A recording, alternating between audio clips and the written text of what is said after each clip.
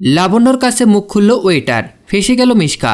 হ্যাঁ বন্ধুরা, আমরা এমনটাই দেখতে পাবো অনুরাগের ছোঁয়া ধারাবাহিকের আগামী পর্বগুলোতে।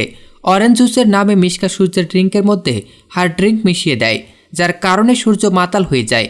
বাড়িতে আসার পর সূর্য মনে মনে ভাবে, কিভাবে অরেঞ্জ জুস খেয়ে আমি এতটা মাতাল হয়ে গেলাম। ঠিক তখনই মিশকা সূর্যদের বাড়িতে আসে। সূর্য যথারীতি মিশকার কাছেও প্রশ্ন করে, তবে মিশকা অভিনয় করে আর বলে তারও এমনটাই হয়েছে, হয়তোবা অরেঞ্জ জুসের মধ্যে কিছু মিশানো ছিল। সূর্যের কাকা তখনই ওই ওয়েটারের বিরুদ্ধে আইনি ব্যবস্থা নিতে চায়, তবে বুঝতে পারে মিশকা এটা করলে ফেঁসে যেতে পারে, তাই সূর্যের কাকাকে কোনো রকমে ম্যানেজ করে মিশকা। তবে সবকিছু শেষ হওয়ার পরেও লাবণ্যর মাথার মধ্যে এই জিনিসটা চলতেই থাকে। মনে মনে ভাবে লাবণ্য, এটা কি করে সম্ভব? একটা অরেঞ্জ জুস খেয়ে মিশকা সূর্য সবাই এরকম মাতাল হয়ে গেল। এর সত্যিটা আমাকে খুঁজে বের করতেই হবে। সত্যিই যদি ওই বারে কোনো সমস্যা থাকে তাহলে তো পুলিশকে জানাতে হবে, যাতে এরকমটা আর কোনো ছেলেমেয়ের সাথে সেকেন্ড টাইম না হয়।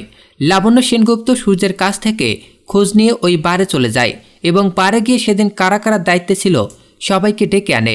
লাবণ্য এক এক করে সবাইকে প্রশ্ন করে এবং লাবণ্য মিশকার ছবি দেখায় সবাইকে। তার মধ্য থেকে একটা ওয়েটার বলে দেয় ওই ওয়েটারটাই সেদিন দায়িত্বে ছিল এবং ওর সাথেই এই ম্যাডামের কথা বলা দেখেছি আমরা।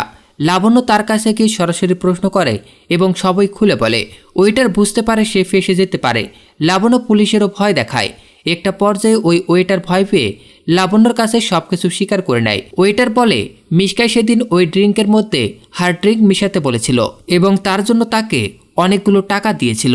টাকার লোভে পড়ে সে এত কিছু করেছে। লাবণ্য মনে মনে ভাবে মিশকা সূর্যকে মাতাল করার জন্য এদেরকে টাকা দিয়েছিল। সূর্যের অরেঞ্জ জুসে হার্ড ড্রিঙ্ক মেশাতে বলেছিল। ওয়েটারের কাছ থেকে মিশকার কারসাজিগুলো জানতে পেরে লাবণ্য অবাক হয়ে যায় এবং মনে মনে লাবণ্য ভাবে, মিশকাকে আমি অনেকদিন ধরেই সন্দেহ করছি, তবে মিশকা এছাড়াও আর কে কে করেছে, কিভাবে সূর্যের ক্ষতি করার চেষ্টা করেছে, এই সবটাই আমাকে এখন খুঁজে বের করতে হবে। আমার বিশ্বাস সূর্য আর দীপার মধ্যে মনোমালিন্য হওয়াতে এই মিশকারও হাত আছে। তো বন্ধুরা, তোমরা এমনটাই চাও তো?